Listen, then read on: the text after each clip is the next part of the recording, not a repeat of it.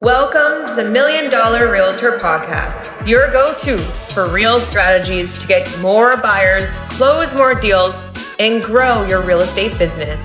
Are you ready? Let's get started. We're live with the Million Dollar Realtor Podcast. I'm your host, Jess, and I have a special guest today for you snowbirds out there, for anyone inquiring to move and travel to Mexico. So I have Rob Bailey here today, who is the expert in this. Anyone wanting to travel and purchase there. Rob, welcome. Tell us a little bit about who you are. Hey, thanks for having me on here, Jessica. I tell you, tell a little bit about myself is, I'm just a regular guy. I've been in construction all my life, and I had contracting companies in Alberta, Canada, and also in British Columbia when I moved from there. The precursor to us moving was that we always came down to Vallarta area, and we would stay 6 to 8 weeks each time we came down, and 3 to 4 weeks each time we came down. So 6 to 8 weeks a year. And Vallarta was always our love. We did go around and check out other areas when we started thinking, geez, could we move here someday? Yeah. And we went around to different parts of Mexico and checked out the other side and here and there, and Cabo and Playa Carmen and everything. And it only took us a couple of days in each place to realize that Puerto Vallarta was our place. Right. But anyway, we can talk a little bit more about that and why it's such a draw a little bit later. But what did it for us is, hate to keep on going back to this pandemic thing, but that really was what started it for us. And, things shut down. My wife was in the fitness industry, managing large gyms and this sort of thing. So she got shut down, and I was in the, contracting industry. So it affected me as well. And then from there, that year, there was just a lot of challenges came to us, some health challenges with myself, some losing some very close people and everything. And so I usually have gone into, detail about that, but I'm just going to say there was a lot of challenges, and there was a lot of challenges for everybody in that time. But that was what really kind of pushed us over the edge of, the timing's never right. There's never enough money, and we're not promised anything. So, I was always the push behind it, but my wife is very articulate, and she needed, plan A, plan B, plan C. And, after some challenges, she says, if you think we can do this, then I'm just going to hold your hand and you lead the way. Well, from that day, it was almost exactly 8 weeks later, we were standing out front of our house with 6 suitcases and our cat, and we're leaving with no real plan. And, we sold absolutely everything, sold our place, fully furnished. And, we went. And, it was a challenge even getting here, because they were booked like probably 5 sets of tickets before, and they kept on getting canceled. And then we were going to drive down, and they closed the borders, and it just came down to time to crunch where place is sold, everything is sold. And we flew from Vancouver to Toronto to Panama to Mexico City to Puerto Vallarta to get here over 4 days. So anyways, that was kind of just the real push, the pandemic, and just, some personal matters that said, hey, let's just go for it. What's the worst thing that's going to happen is we go back. You go back. Yeah. Yeah. So anyways, that's kind of how we ended up here. And yeah. So are you living in Puerto Vallarta right now? Yeah, we live in Puerto Vallarta. We always have. We rented for the first 6-8 months that we were here. And we purchased a kind of a pre-sale. It was just on the final stages, and we moved into that place. And we actually just sold that one and bought another condo just right in the exact same area, basically next door, and in another building. Right. Okay. Well, let's dive in. So, first question is often like, how come so many Canadians are purchasing in Mexico? You know, it's a combination of reasons. Yeah. I really hear it all. It's affordability and opportunity. A lot of people, like, they can't afford to invest in property in Canada. Yeah. Uh, it's getting so expensive. And, living here, you can either live, I mean, if you want to go and spend $150 every night on dinner and live that way, you can fill your boots. But if you want to live a little more modest lifestyle, uh, we can go out and have a bite to eat and walk the Melicon and take in an event, and just enjoy, the town, and you can spend $25. It really depends how you want to live and what your expectations are. But also, for a lot of people, it's the culture. It's a very much more laid back way of living, and so that's a lot of that is the draw for people, I would say. Right. Yeah. So, do you service most Canadians who are purchasing in Mexico where you are right now? And is that kind of, are you seeing more retirees, investors, or vacation buyers? It's above. It's all of the above. Mm. There used to be, I think it used to be that it's when people were getting ready for retirement. They're Yeah. in their 60s and 70s. Let's sell, but let's get something, to escape the winters and go stay down there for 6 months of the year. But now, that landscape has even changed, where we're seeing young families coming down, putting their children in private schools, Yeah. uh, very good private schools here, and they're just looking for that, simpler way of life. Um, and we're also seeing a lot of, um, see, micro communities, I'll call it, of foreigners uh, Right. living here as well. It's not just Canadians and Americans, but now we're starting to see a growing Asian community, Right. Indo-Canadian community, and there's these little groups of German people and such. So Right. it's starting to be a draw for everybody. Right. So, if I was a Canadian wanting to purchase in PV, like what is the difference of buying in Canada, or sorry, like in there from Canada?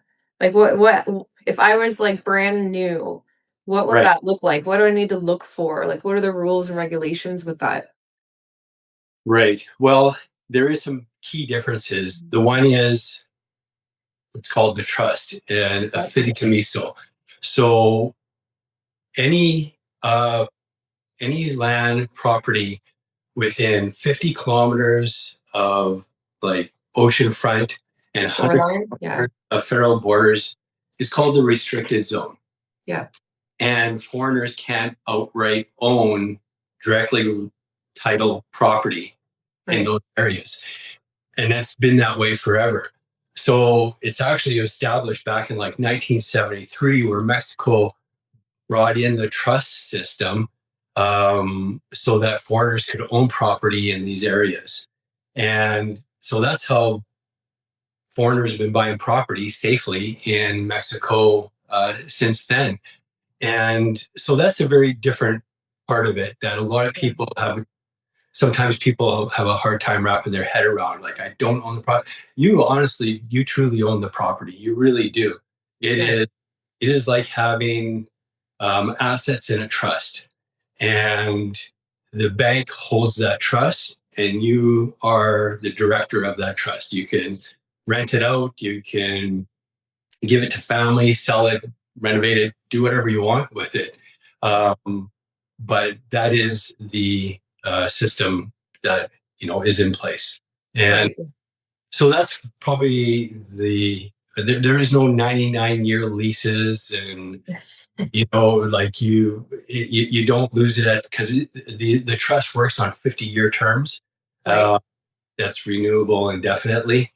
Okay. So, yeah, I mean, there's all kinds of tales around that, but that is the system, how it's done. And like I said, has been being done. For a while now. Yeah. And are there fees around that, or what does that Yeah, look like? there's fees. So, so we pay our trust fee is like $525 per year. That's US dollars. Everything here is in US dollars or pesos. Um, but it's like $525 a year for that trust to be maintained. Yeah. And so that's a fee on top of that. And then that's pretty much it. I mean, in the purchase process, of course, there's other fees. You got to be registered with the foreign affairs and that you own property here. And there's a number of different things. And, I've put together this buying kind of buyer's guide, which outlines the purchase process and to help people, when they're getting to that point. But so that's one of the major differences. And then as everything else, you see that it's pretty, um, you know, pretty much the same as, the purchase process. But, closing usually takes 45 to 60 days here.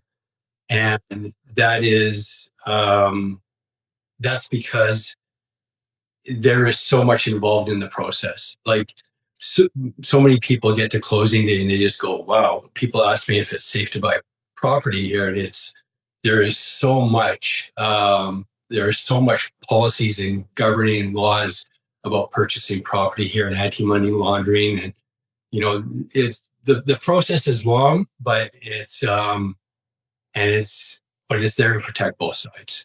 Yeah. I think as a buyer, I'd probably feel better that it's long and not fast in one sheet. Yeah, right. Exactly. Yeah. I Yeah. mean, when you get your deed, like, our deed is like 63 pages, it's like, Right. Yeah. and there's things in there that it just makes sense. Like, um, you're not going to get your deed unless you name beneficiaries in there if something were to happen to the Right. owner. Yeah. And, things like that just make sense that, because Mexico want to be stuck with properties that are just in limbo and Yeah. nobody knows who the owner is or where it's supposed to go to. And yeah, so there's a lot of good things about it. Yeah. Makes sense. And then what about Canadians obtaining insurance or opening like a bank account? Like how does that work? Well, you have to first get your residency. I mean, you don't need residency or anything to purchase property here. The key is having residency when you go to sell that property in the future. But as far as buying property, there's no like you don't need residency or anything like this. But to open a bank account, yes, you do. I mean, a lot of people manage their properties and have property management companies down here taking care of everything. And they do that over a number of years and they never own a bank account down here. Right. Uh, but when you get to the point of, you're living here, yes, it definitely makes things easier for sure. Right. Okay. And is there a restriction on like if like you said you started traveling there 3 and 4 weeks, at a time, and then you kind of leave and come back, and now you're staying there full time. So is there a different thing someone would need to do if, for say, like we kind of start like you, we travel there a little bit through the year, and then we grow into, I think I want to live here permanently. Like, what does that look like? Right. So that's when you want to acquire residency. It's called Yeah. temporary residency, or you can permanent residency. But if you're going to be staying more than 180 days, like, well, on your tourist kind of pass visa, you can stay up to 180 days. And if you're going to be staying longer than that, then you need to apply for residency. A lot of people are still working the system where, hey, there, my 6 months is up. I'm just going to go fly back across the border, Yeah. go back across the border for a few days, then come back and, hey, give me another 180 days. But they're starting to clamp down on that a little bit. Yeah. Right. Um, but it's so much easier. Just, it's, getting your residency in that. Um, And if you're going to be staying here full time, it's kind of what you really need to do. But Right. there's a lot Yeah. of people still work around it. And then are there any regulations for owning multiple properties? Kind of like what you mentioned that you had one, you sold it, it was next door. But does that matter? Like is the Mexico law a little bit different that way or No, you can own multiple properties. I mean, if you're talking multiple properties, you're going to start owning, 4 or 5, 6 properties down here. Then you probably want to set up a corporation. yeah. But I'm just dealing with a client right now. He bought 2 pre-sales. They're done. He's owned them for like a year and a half now, and now he's kind of cashing in on them. Just closed on one yesterday. He has another one for sale. So no, you can do that, and um, there's no kind of restrictions against Right. it. Okay. Well, No. let's jump in the pre-sales because that's always it's a hot topic right now. You have, the 55 plus, and like you said, maybe some younger families too, looking at, my retirement or my secondary property. And, from experience, I've learned you'll take the pre-sale, you purchase it, and then they tell you it'll be ready in a year. Now it's 2 years, then it's 5. So what does that look like where you are? I'm sure you've seen this. Yes. Yes, and it's not much different than what it is in Canada. I mean, the same Yeah. things happen in Canada. On pre-sale, it really comes down to just, having somebody that's going to really check the background of who that developer is. Um, you know, there's developers here that, it's their 13th property that Oh they've, wow. Yeah. developed down here. And there's brand newcomers on the scene where, no, this is their first property.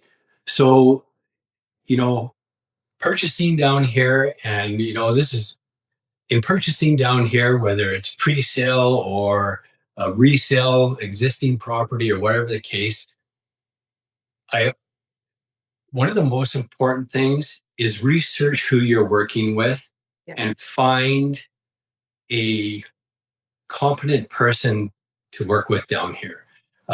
There is a real estate, and I'm not just saying that because, oh yeah, well, of course they want you to work with a real estate agent because they get paid.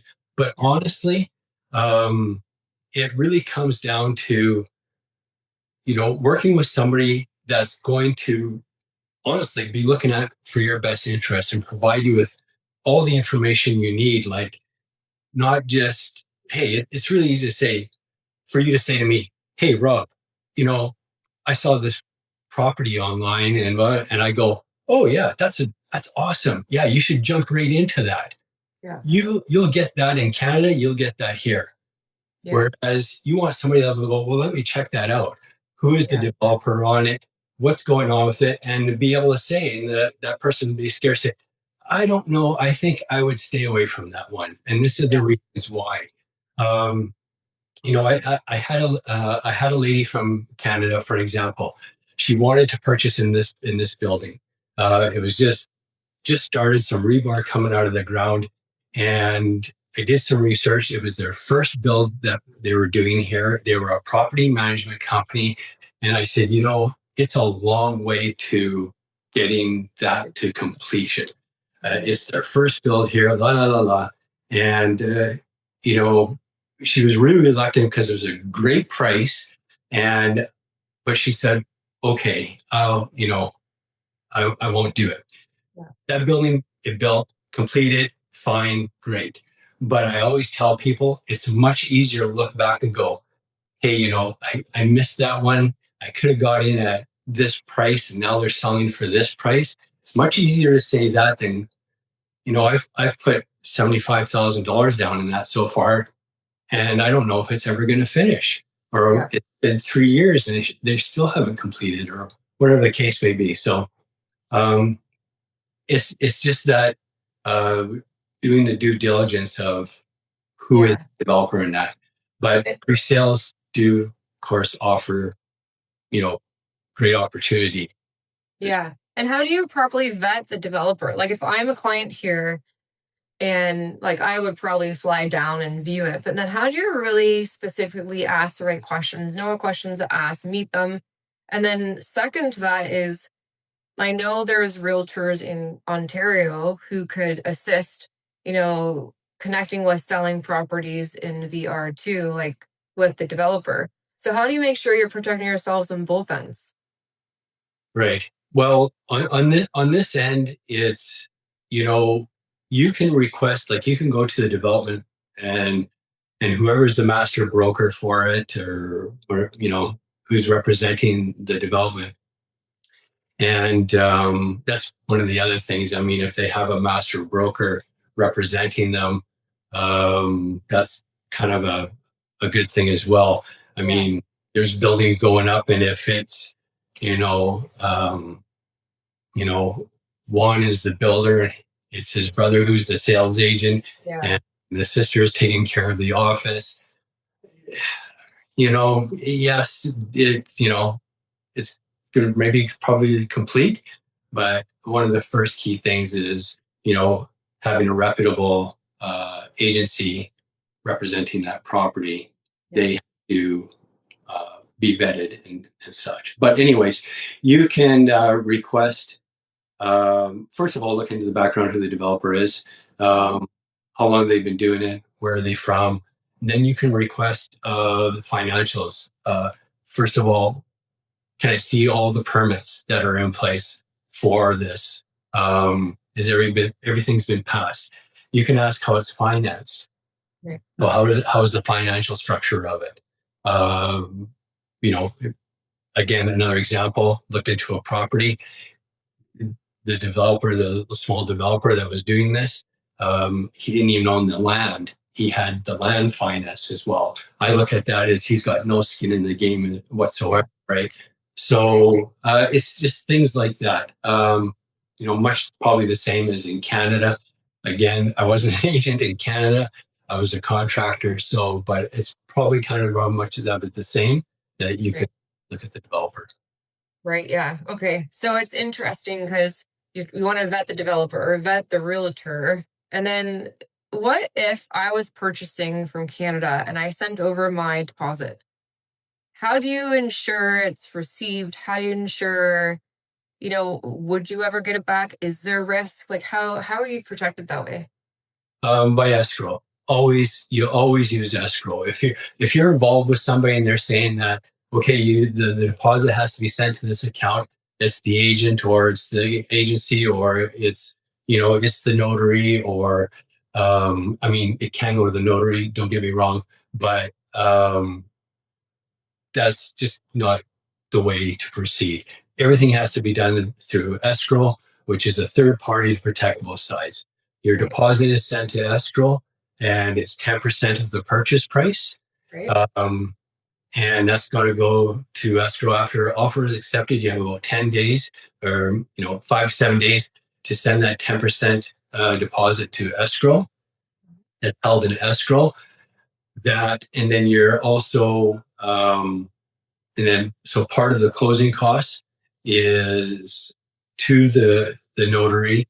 You have to put a deposit for them to start on the file, and that can be sent to escrow as well, or it's a small deposit that can be sent directly to the notary.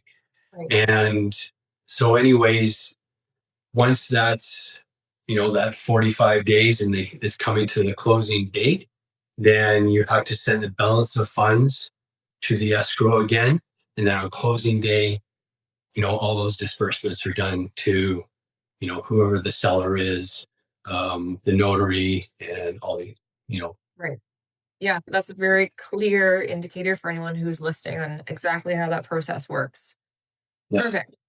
So common question I think everyone always asks, I want to purchase in that area. What happens with the gangs and the cartel? Like it's always something that you're like, I would love to, and I don't know. It always crosses your mind. Right, right. And when we had a recent event down here, where they captured a main cartel guy somewheres, and there was some, they were upset about that, and so they as everybody saw on the news, that was just like blown out of proportion. It was an afternoon, but they set on some buses on fire, some cars on fire to kind of block things down and shut things down and stuff. Right.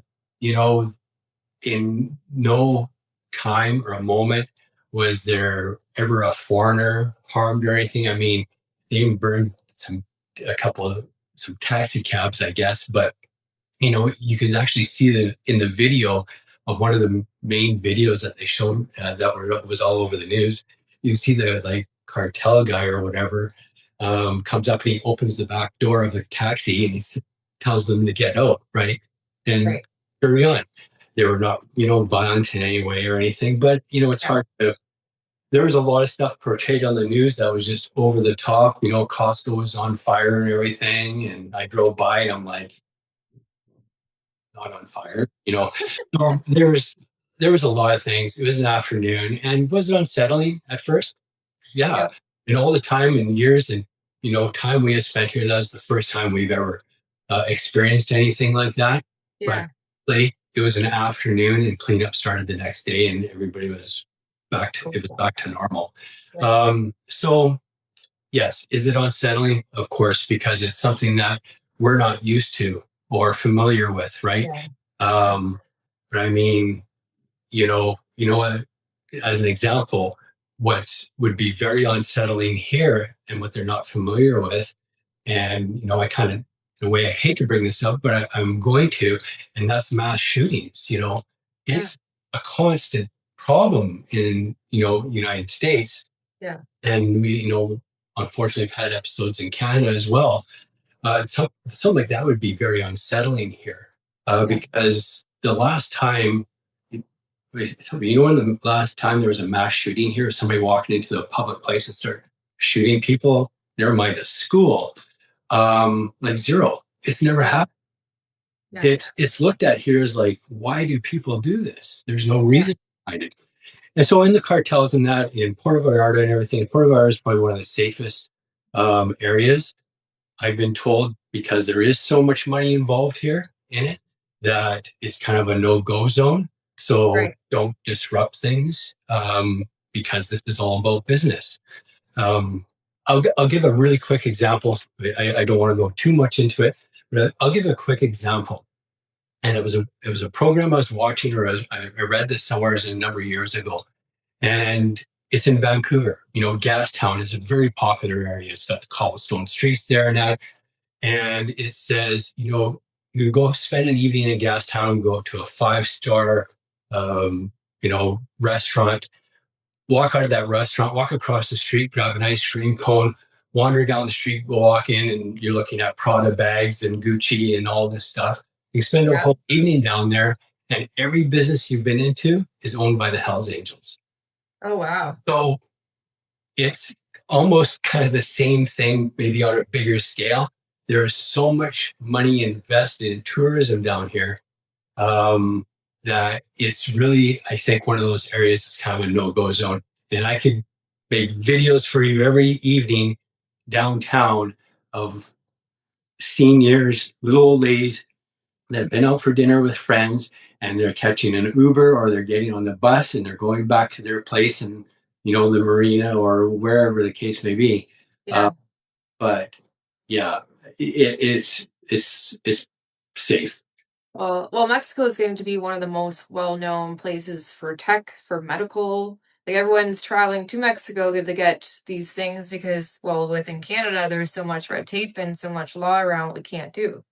Right. Yeah. I mean, Puerto Vallarta itself is really becoming a medical tourism, in a way, for cosmetic surgery and stuff. But even people coming down and getting knee replacements, and of course, we've always heard of people coming down and getting dental work and everything. Yeah, that's a big one. Yeah. So, I mean, it's really growing that way on a larger scale because, a lot of the doctors down here are trained in the U.S., and everything. So, and then they do residencies in specializations and stuff. So I can tell you stories about medical and how impressed we have been with it. Hey, I can go see a specialist I can make it a specialist and be in a specialist office within 2 days. Right. And is it expensive to pay for this, or like what does that look like? No. Here's an example. I'm 62 years old, so I've had to go to the urologist, right? But so I can make my urologist appointment within 2 days, go in there and have a complete workup. And it's not like, okay, well, we're going to need to do an ultrasound, so we're going to have to schedule that. And he's got everything right in his office, so let's just do this all here right now, and complete workout. Bring it all up on the big screen. The computer shows you everything, and spend time with you. I can spend half an hour in there with him explaining. Are you sure you understand? Because this is what this is, and this, no rush. And then you walk out of there, and that appointment cost me $65. Oh, wow. That's brilliant. And we've done that on a larger scale because my wife has had full spinal fusion surgery in Canada right before we left. Yeah. So we've done a follow-up here on that. Again, in with the head of neurosurgery here within 3 days, went to his office, had the appointment, send your records. He reviewed the records. He says, well, let's do an MRI and, a CAT scan and whatever again. Okay, well, tell us when you're available for that. He's like, well, are you available now? Yeah. He writes it out. You walk across the street to the hospital, like state-of-the-art hospital. An hour later, 45 minutes later, you're out of there. You're back at his office. 15 minutes later, you're back in his office for the results. Wow, that's impressive. That cost us $600. Wow, that's wild. It's unbelievable. So anyways. Wow. Can we chat quickly about rentals? Like if I want to come and just rent, what does that look like now? Is it getting more expensive because it's becoming more popular and it's like, is what young families and boomers kind of do to get away in snowbirds too in Canada? Like, is that, what are the prices on it? Is it, different pricing closer to the airport? And what do you see? Yeah, like any city, closer you are to, say, center, closer you are to easy amenities and walking distance, everything, the price goes up. Right. And I'll just say it in general for renting and purchasing. A lot of people think, and you'll still see things where, I'll still get people that I don't do rentals, but I'll touch on that. But as a general, people still think that I still get inquiries. I'd like a 2-bedroom, 2-bath, ocean view, what everyone wants. Great. It's not ocean view. And my budget is 200,000. Well, that's an old episode of Buying in Mexico that you watched or something. It's just not feasible anymore. Yeah. You got to think of it as Puerto Vallarta is an oceanfront resort town. Yeah. Or where that town is anywhere in the world, oceanfront resort town is going to, of course, prices are high. Of course, yeah. So on that includes rentals. So yes, can you go rent at a small condo building, set 20 minutes back in and stuff like that, and get something for $1,000 a month? Yes. Probably doesn't have a pool, this and that.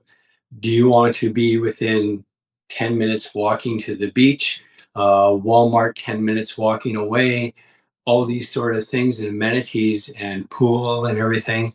Yes, you are going to be spending Canadian dollars. You're going to be spending $2,100, $2,500 a month. That's to be expected. So, and that's the same. So anyways, kind of the same rentals, purchase, what your expectations are and how close do you want to be to everything. Yeah, that makes sense. And that's usually everyone's decision making when we travel to beautiful countries like that. Crystal clear water, right? Yeah, even for a vacation rental, like, if you want to be beachfront, of course, it's going to cost you more than if you're 6 blocks back, right? Yeah. What is beachfront rentals going for now? If I rented for a month? Beachfront rentals. Again, there's beachfront rentals with has a restaurant on site and all these different things, and there's ones that are don't have as much amenity. But beachfront rentals for a month. Like I said, I'm not in rentals, and it always surprises me with the prices when I do look into it. But you're probably looking at $3,500 range, Canadian for a month, Right. and up from there. Again, what you want, 2 bedroom, 2 bath, or do you want the penthouse 3 bedroom, Right. Yeah. Got it. So to wrap up, what would be the biggest mistakes you see for Canadians purchasing in VR? Um, Honestly, I'm going to go back to the thing of finding somebody to represent you. One of the key things you can do, there is an association like the Real Estate Association in Canada and everything. And it's called the AMPI Association of Real Estate Professionals in Mexico. Okay. And so that is the closest to a licensing system that is in Mexico here. So being part of the AMPI, you have to, like you have to take courses and you have to be registered under a broker when you first are starting out. And then, you can keep on taking these prerequisites and courses and everything, then you can become a registered associate member of the AMPI organization. And at that point, then you can do this one other little course, and then you can become your own broker, which is what I did over the years. And we kind of excelled through that quickly. And I even had reservations for it myself. But it was the only thing that really made sense for us to just kind of get ahead of the 8 ball, whereas the whole licensing system is coming here. And they've really come down on the real estate industry over here in the last few years, which is amazing because it was kind of the Wild West. Everybody's a real estate agent, the taxi driver, and everybody's trying to get in. We call them coyotes. And but now it's getting very difficult. Like you can't put properties on the MLS system unless you're associated with a registered AMPI brokerage. You can't represent them yourself unless you're registered with AMPI. So they're really coming down on it's the Profeco division of the government, which is like the consumer affairs, and they're really hammering down on everything. Yeah, it's a good thing. So if you're looking for somebody, you can actually even go right into AMPI, look up AMPI, and you can go in there and put in the agent that you're working with, their name in there to see if they're actually in, they're registered in there. So that's what I tell people. First thing, make sure you're working with an AMPI registered, and I'll hear from people saying, "Oh, you don't need to be an AMPI. You don't need to work." No, you don't need to work with a real estate agent. You don't need to work with an AMPI registered real estate agent. And why wouldn't you? It doesn't cost you $1 to have an agent here represent you in your purchase. Right. So people say you don't need to work with an agent, but why not? What do you know about closing and all these things? So it's almost like what we call here is self-representing, which is like a whole new ballgame.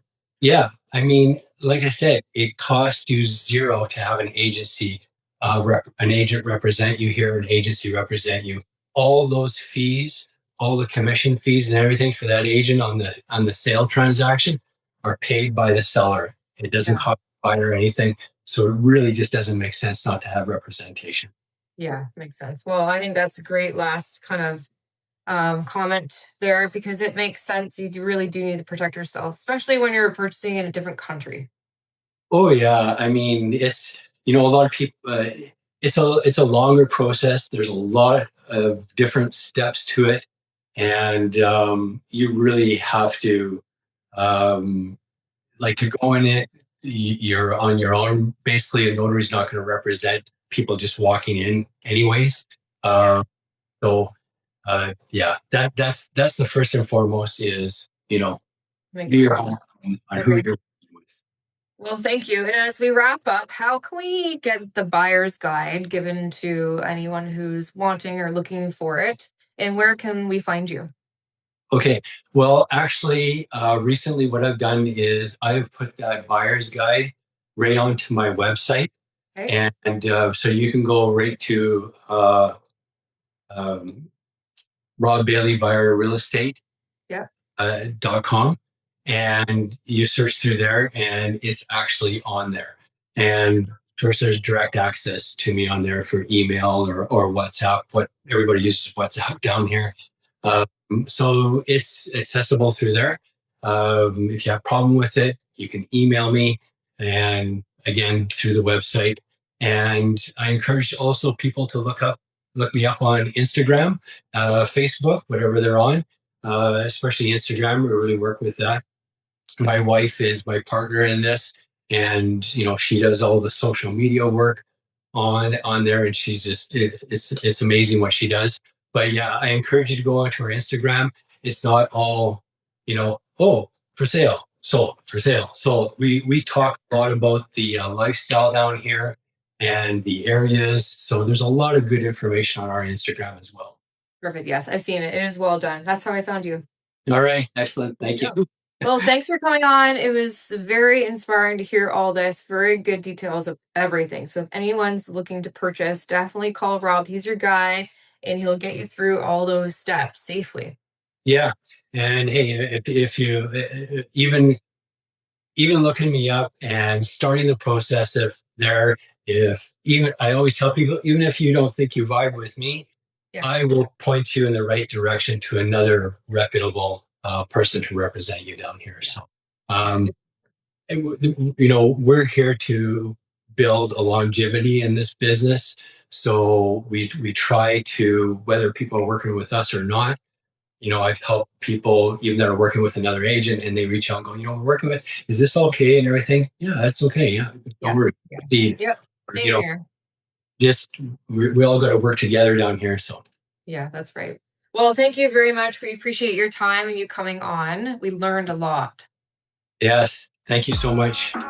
Thanks for listening to the Million Dollar Realtor Podcast. Don't forget to subscribe, leave a review, and share with your fellow agents. Keep pushing, keep growing, and we'll see you next time.